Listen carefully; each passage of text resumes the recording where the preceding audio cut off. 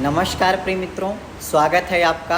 मैं आचार्य अनूप त्रिपाठी और आप देख रहे हैं ज्योतिष एवं वैदिक ज्ञान। मित्रों, आज बात करेंगे सबसे कन्फ्यूजन और सबसे संदेहास्पद वर्तमान समय में चल रहे रक्षाबंधन के शुभ मुहूर्त पर। मित्रों, सबसे पहले एक बात हम यहाँ क्लियर कर देना चाहते हैं। जो भी ज्योतिषी पढ़ा लिखा होगा, जो भी अच्छे से ज्योतिष के बारे में जानता होगा, भद्रा के बारे में जानता होगा, रक्षाबंधन के बारे में जानता होगा और जो भी गंभीर होगा वो ये जानता होगा कि राखी बांधने का शुभ समय कब होता है।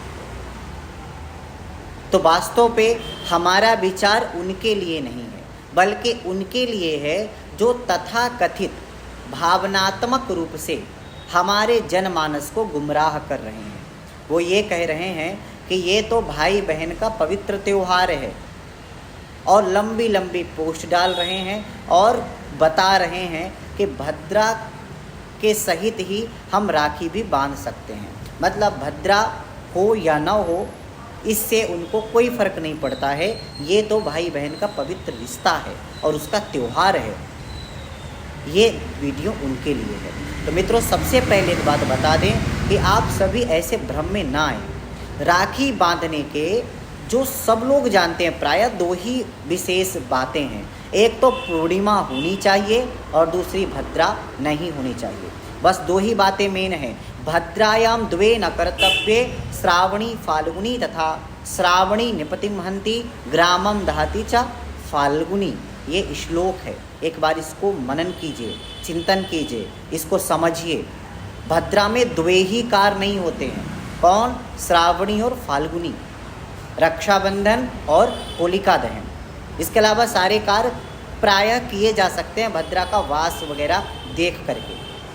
तो भद्रा जैसे ही पूर्णिमा लग रही है 30 तारीख को, वैसे ही भद्रा भी लग जाती है। अब जिनको भद्रा के बारे में पता नहीं है वो तो ये भी नहीं जानते होंगे कि पूर्णिमा के पूर्वार्ध में भद्रा लगती है। तो पूर्णिमा के पूर्वार्ध मतलब जैसे ही पूर्णिमा लगेगी वैसे ही भद्रा भी लग जाएगी।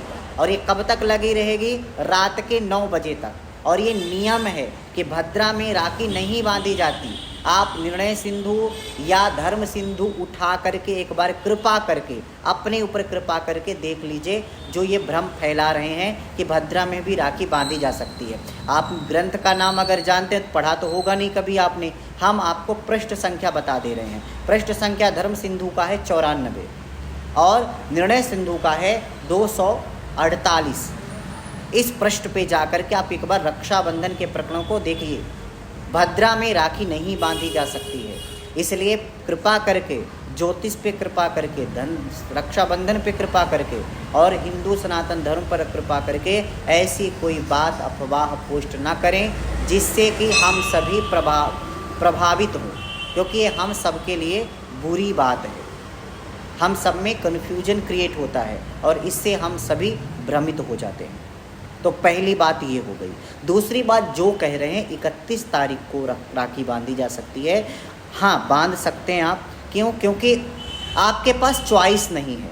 आप रात के 9 बजे से 11 बजे के बीच में दूर दराज के क्षेत्र में जा नहीं सकते, या ऐसी अवस्था है जब आप बांध नहीं सकते। तो ऐसी स्थिति परिस्थिति में आप 31 तारीख को बांध सकते हैं, लेकिन प्रयास करिए कि 7 बजे के पहले पहले बांध लें, क्योंकि प्रतिपदा युक्त पूर्णिमा में राखी नहीं बांधी जा सकती और प्रतिपदा में तो कतई नहीं बांधी जा सकती। बस आपके सुकून के लिए बस एक ही बात है कि आप उदया तिथि को मान करके जैसे एकादशी का व्रत करते हैं वैसे ही राखी बांध लीजिए। लेकिन राखी का नियम और एकादशी का नियम अलग अलग है। साथ में 3 मुहूर्त तक, जब पूर्णिमा न हो सूर्योदय काल से, तब राखी उस पूर्णिमा में नहीं बांधी जा सकती। और इधर 2 घटी मात्र ही 31 अगस्त को पूर्णिमा है, तो 2 घटी का 1 मुहूर्त होता है। ऐसे 3 मुहूर्त मतलब 6 घटी तक होना चाहिए था और मात्र 2 घटी ही उस दिन पूर्णिमा है। तो इसका मतलब ये स्पष्ट हो जाता है कि अगर नियम से बांधे, मुहूर्त से बांधे, तो आप नहीं बांध सकते हैं। आपको 30 तारीख को ही 30 अगस्त को ही 9 बजे से 11 बजे के बीच में बांधना है। हाँ, अब आपकी अव्यवस्था है या आपत्ति विपत्ति है कि भाई आप नहीं बांध सकते हैं, तब आप बांधें, कोई दिक्कत नहीं है। लेकिन वो आपत्ति काल के समय, आप अव्यवस्था काल के समय बांध सकते हैं। तो 31 को भी बांध सकते हैं, लेकिन भद्रा में 30 तारीख को 9 बजे के पहले तो रात्रि के बिल्कुल भी ना बांधें। ये विशेष नियम है धर्म सिंधु और निर्णय सिंधु पे। और तथाकथित जो ज्योतिषी हैं उनसे भी निवेदन है कि कृपया आप भी हमारे सभी लोगों को भ्रमित करना बंद करिए। ज्योतिष का कम से कम जाप पढ़ लीजिए, भद्रा क्या है ये पढ़ लीजिए, और भद्रा इस समय जिस समय आप राखी बंधवाने का कह रहे हैं उस समय पृथ्वी लोक पे भद्रा है, उसका दुष्प्रभाव क्या होता है ये पढ़ लीजिए। क्या क्या आपको नहीं करना चाहिए उस भद्रा में ये पढ़ लीजिए। कृपा करके आप पहले पढ़िए, इसके बाद टिप्पणी करिए। और लेटर पैड, गलत लेटर पैड पे कोई भी कुछ लिख देगा तो इसको आप ज्योतिषी की राय मत मानिए। लेटर पैड बनाया भी जा सकता है और भ्रमित किया भी जा सकता है। आप सोचिए हर त्योहार पे द्वंद्व क्यों होता है, जबकि ऋषिकेश पंचांग, जबकि आपाजी पंचांग, जबकि निर्णय सागर पंचांग, जबकि ब्रजभूमि पंचांग, ये सभी प्रमाणित पंचांगों में से माने जाते हैं। जो भी ज्योतिष के दुनिया के जानकार लोग हैं वे सभी लोग मानते हैं कि प्रामाणिक पंचांग है। तो कम से कम इन प्रामाणिक पंचांगों को एक बार देखिए तो क्या कहते हैं। आप तथाकथित सुनी सुनाई बातों पर भरोसा बिल्कुल न करें। तो मित्रों चलिए अभी के लिए बस इतना ही, फिर आपके सामने उपस्थित होंगे दूसरी जानकारी के साथ। तब तक के लिए नमस्कार। और उन पोस्टों को आप ज़्यादा और बढ़ाएंगे मत बढ़ाइए जो पोस्ट गलत फहमियाँ पैदा करती हैं। मित्रों फिर मिलते हैं, नमस्कार।